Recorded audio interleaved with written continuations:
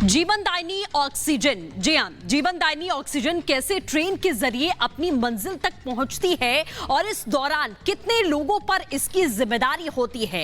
आज रिपब्लिक भारत आपको यही दिखाने और समझाने जा रहा है। हम आपको दिखाएंगे कि आखिरकार अस्पताल तक ऑक्सीजन का एक सिलेंडर पहुंचाने के लिए कितने पैमानों से होकर गुजरना पड़ता है। बोकारो से निकली ऑक्सीजन एक्सप्रेस की पल पल की तस्वीर आप तक हम पहुंचा रहे हैं और हमारे संवाददाता अमनदीप हर अपडेट आपके लिए लेकर हाजिर हैं। देखिए, आज भारत की टीम ने अपना सफर ऑक्सीजन एक्सप्रेस के साथ शुरू कर दिया है, क्योंकि ये जानना बहुत ज़रूरी है कि ये ऑक्सीजन एक्सप्रेस की जिम्मेवारी किन लोगों पे है और कौन लोग हैं जो इसको स्मूथ रन के बाद अपनी डेस्टिनेशन पे पहुंचाते हैं।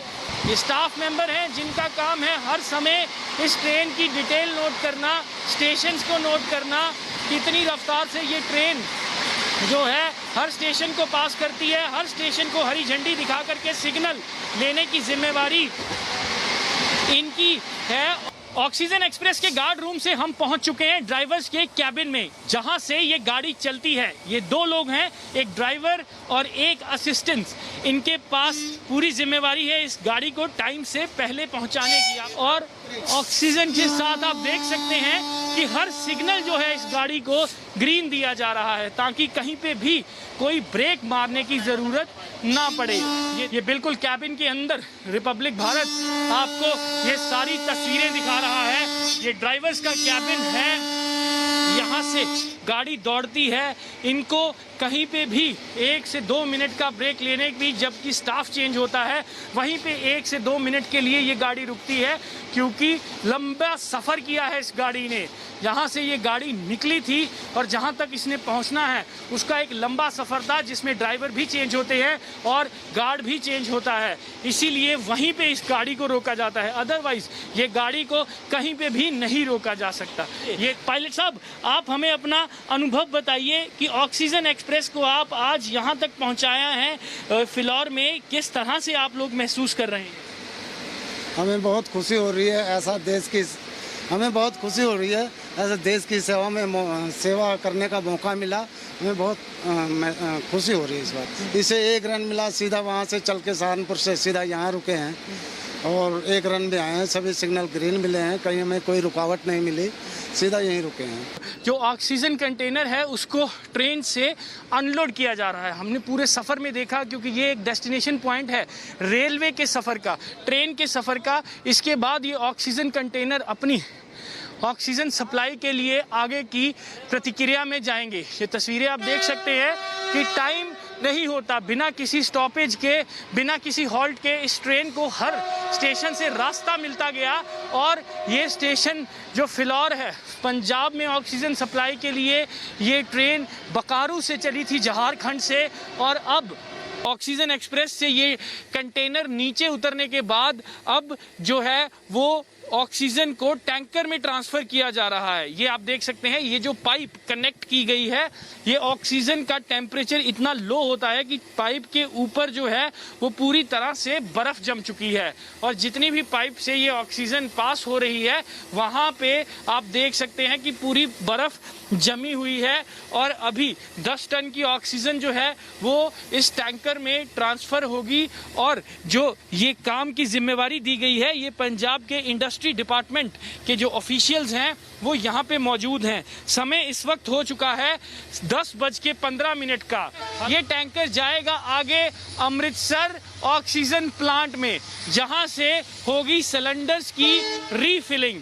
ऑक्सीजन सिलेंडर्स में ऑक्सीजन पहुंचने से पहले ऑक्सीजन को स्टोर किया जाता है ऑक्सीजन प्लांट्स के अंदर।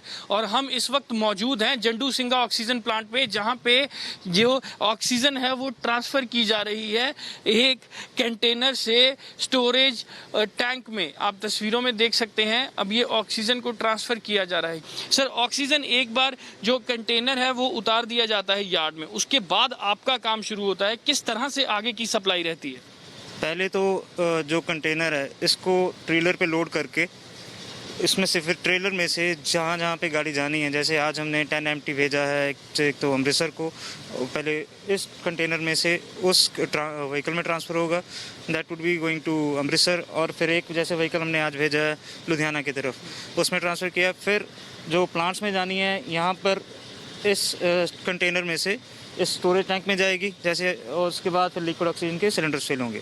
स्टोरेज टैंक में ऑक्सीजन भरने के बाद सिलेंडर्स की रीफिलिंग शुरू हो जाती है। हम इस वक्त उस जगह पे मौजूद हैं जहां पे सिलेंडर्स की रीफिलिंग हो रही है, क्योंकि एक टाइम पे 15 मिनट में 20 सिलेंडर जो है वो लिक्विड ऑक्सीजन के रीफिल होते हैं और आधे घंटे में 40 सिलेंडर। ये तस्वीरें आप देख सकते हैं, यही सिलेंडर्स हैं जो आगे हॉस्पिटल में पहुंचते हैं और हॉस्पिटल में पहुंचते बहुत लोगों को राहत की सांस देते हैं।